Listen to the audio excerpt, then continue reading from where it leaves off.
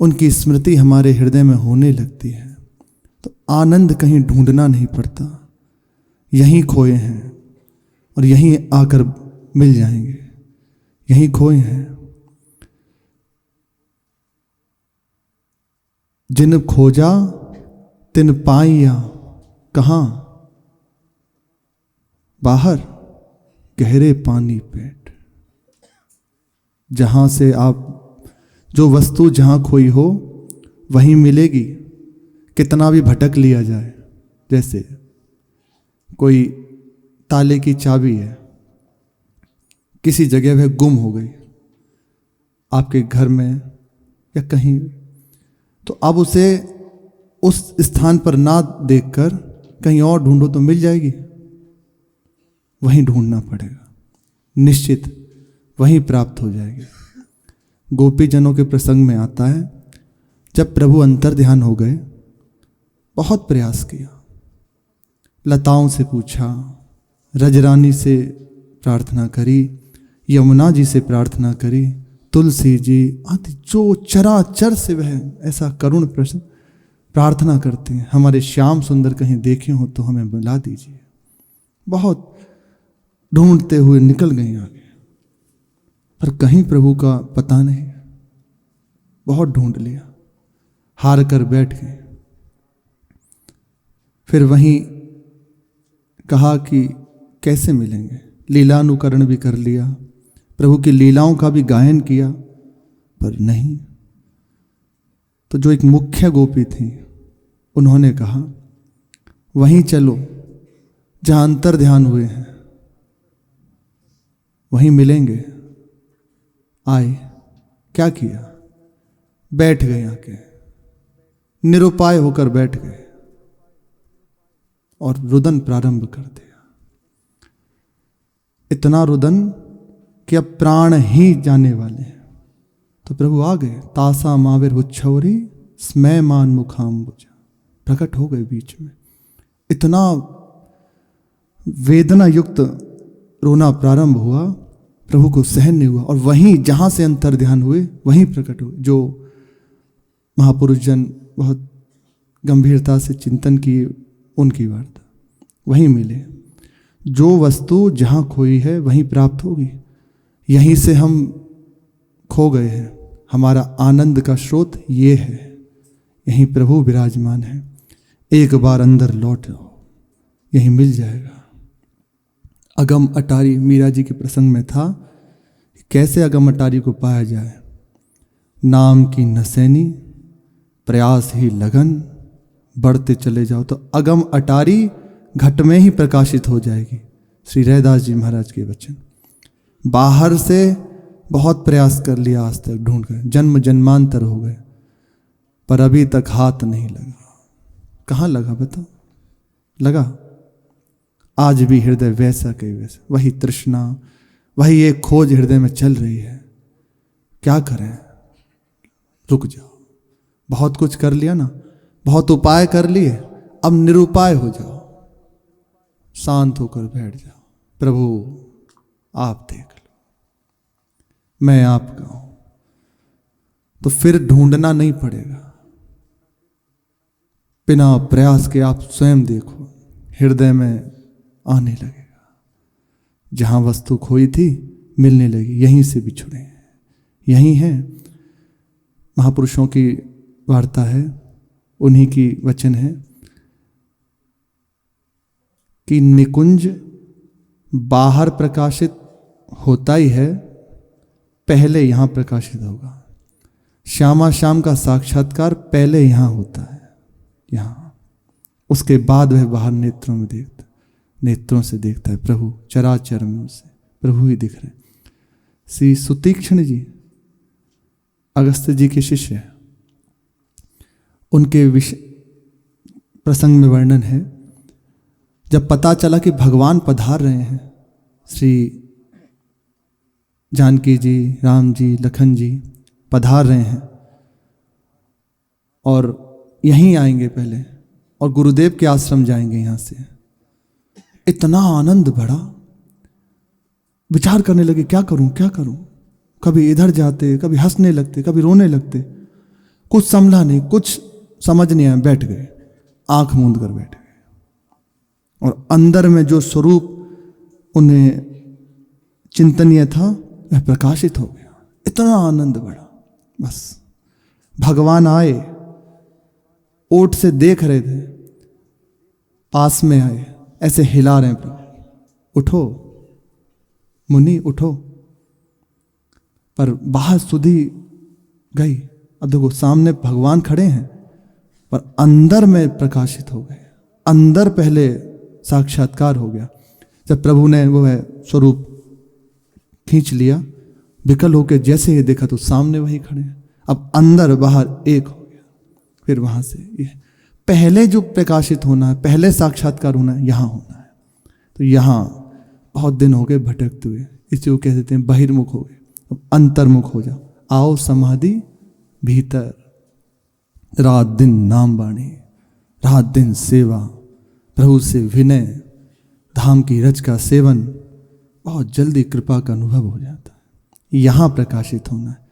उन्हीं की स्मृति, स्मृति से पता चल जाती है, स्मृति से संसार कैसे हमारे अनुभव में आ रहा है। स्मरण से ही तो किसी वस्तु का आप चिंतन करो, बहुत स्वादिष्ट है, पाने का हो जैसे भोगने का हो, जो भी बहुत स्वादिष्ट है, बहुत आनंद है, बहुत सुखप्रद है। पहले क्या हुआ, उसका चिंतन बना अंदर। अभी उसका चिंतन नहीं तो आपको कोई उसकी सुखवृत्ति नहीं, कहीं कोई इसमें राग नहीं, पहले चिंतन। इसी प्रकार जैसे जैसे हमारे हृदय में श्री श्यामा श्याम का चिंतन होने लगता है, तो प्रभु जिन्हें हम पराया माने हुए हैं, दूसरा माने हैं, अपने लगने लगते हैं, होने लगते हैं। जो भी ये क्रिया है ना, यहीं डूबने के लिए है, वापस आने के लिए है। बहुत भटक लिए, लौट आओ। अवसर प्रभु ने दे दिया। संतों का संग है, सत्संग है, बार बार तो बनत नहीं। अस संजोग अनूप मानुष तन, वृंदा विपिन रसिकन संग विभिरूप। रसिकन संग विभिरूप, भजन सर्वोपरि आहि। मन दे ध्रुव यह रंग, लेहु पल पल अब गाहि। जो छिन जात सो फिरत नहीं, करहु उपाय अनेक। एक बार ये जो समय बीत गया, कितना भी प्रयास कर लीजिए फिर लौटने वाला नहीं। आज अभी जान लिया, बहुत देख लिया, अब एक बार इधर प्रयास कर लो। हम जो भी बाहर करते ना, ये हमारा सहयोग है अंदर डूबने के लिए।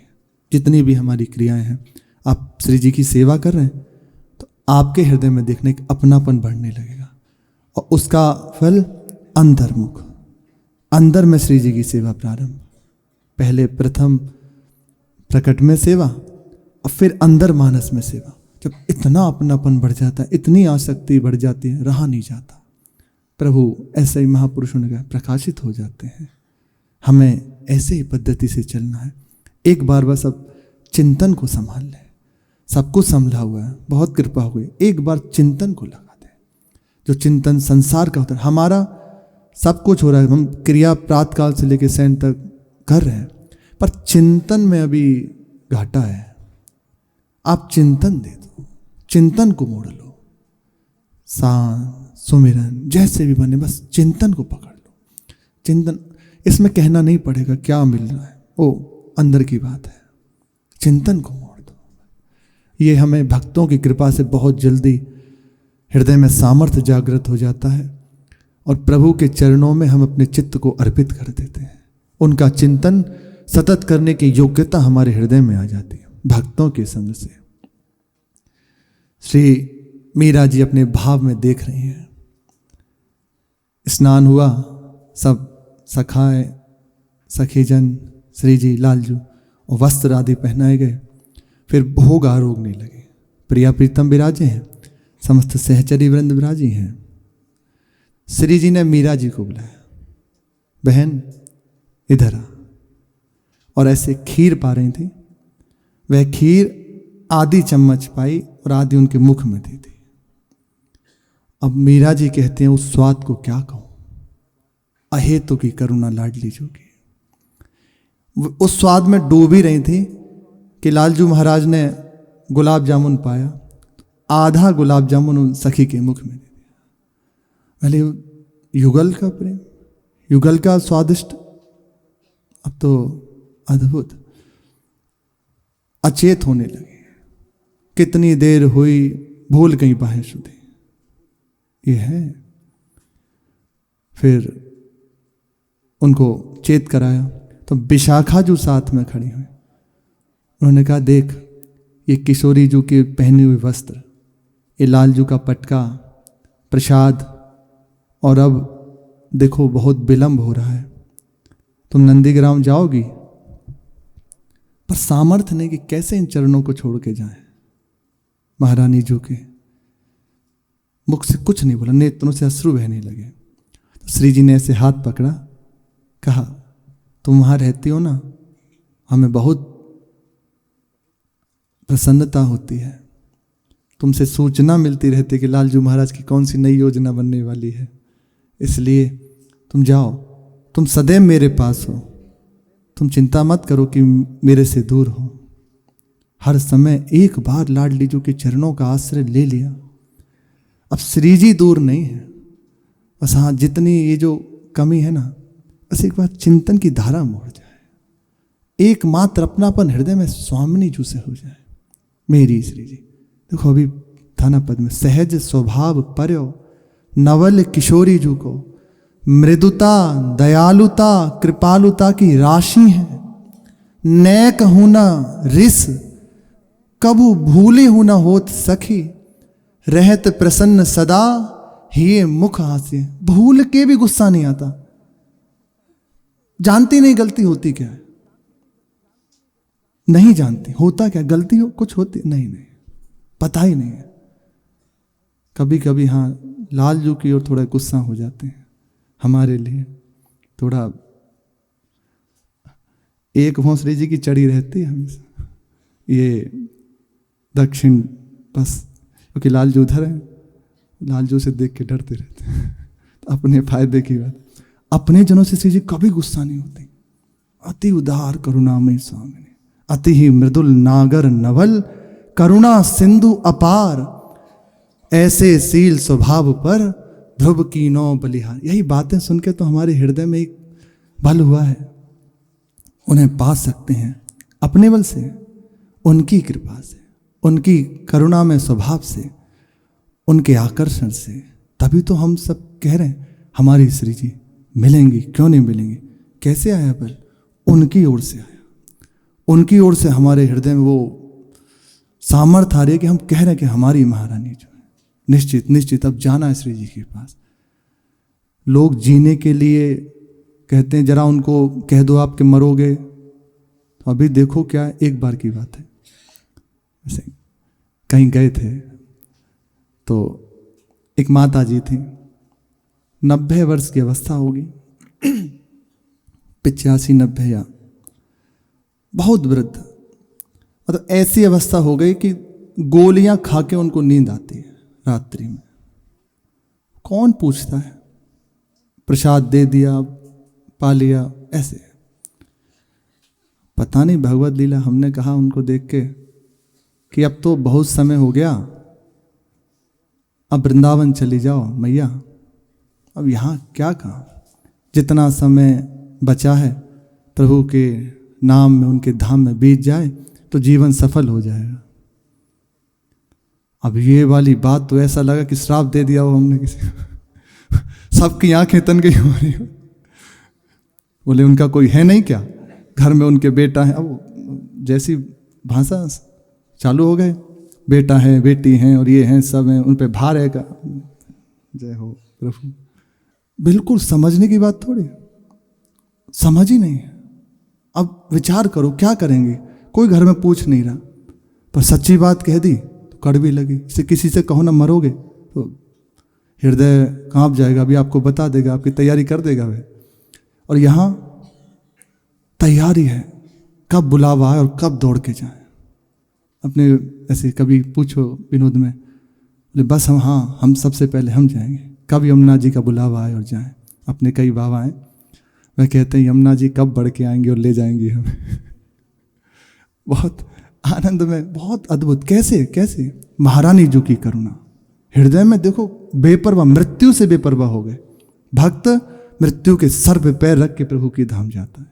मृत्यु के ऐसा थोड़ी कि उस कष्ट से, नहीं नहीं नहीं, मृत्यु का कष्ट तो उन्हें होता है जिन्होंने संसार को, भोगों को अपना माना है, स्वीकार किया है। भगवान को अपने मानने वाले को मृत्यु महोत्सव होता है। वस्त्र बदला प्रभु की ओर, एक नवीन उत्साह, जैसे कुछ उन्हें पुरस्कार मिलने वाला हो।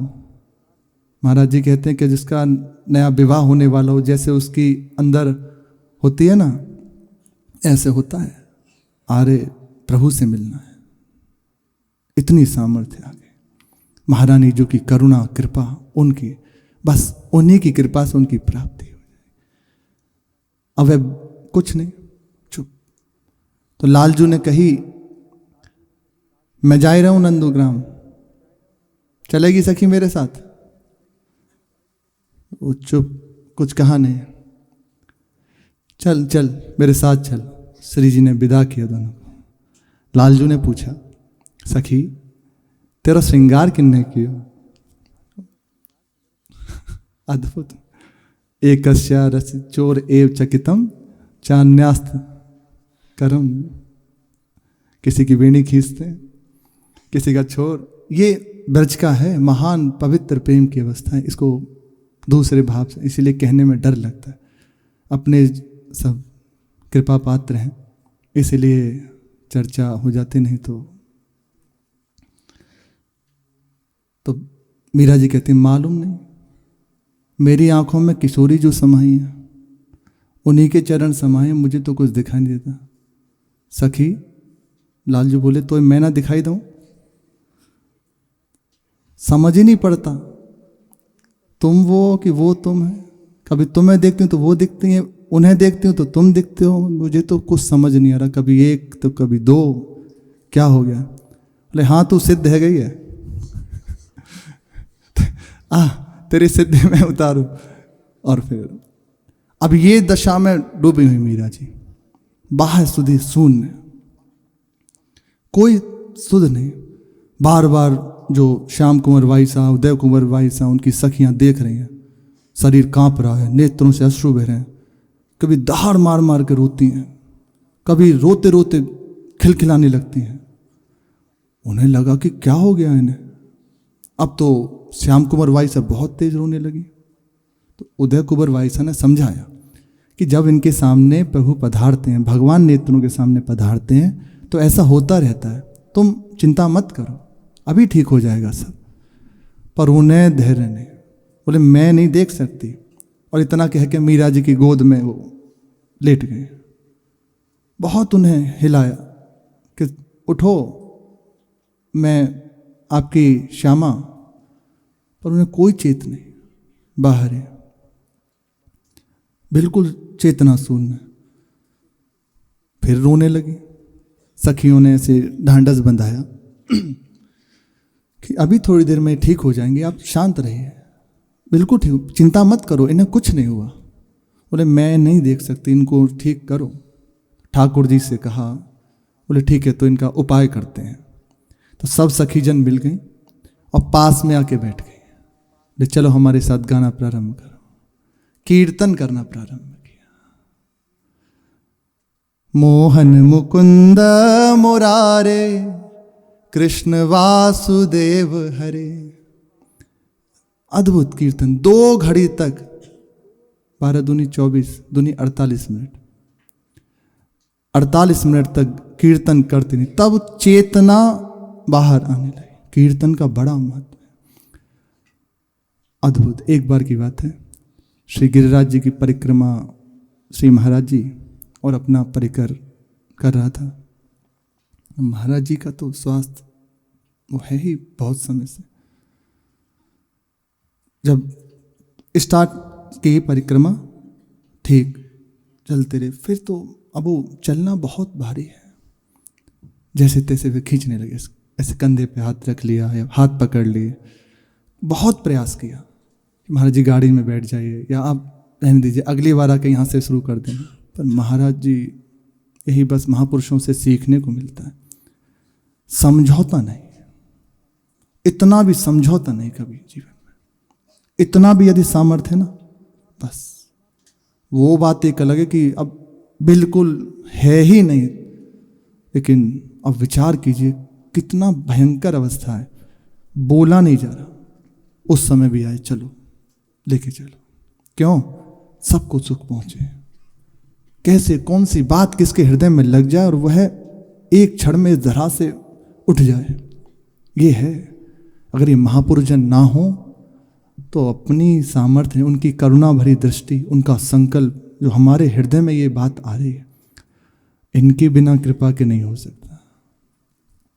भगवान कृपा करें, हमारी मति ठीक करें, हमें उनके चरणों में प्रीति हो जाए, उन्हीं की कृपा से संभव है। बहुत प्रयास किया। अब महाराज जी ने कहा कि ये तो कीर्तन प्रारंभ करो।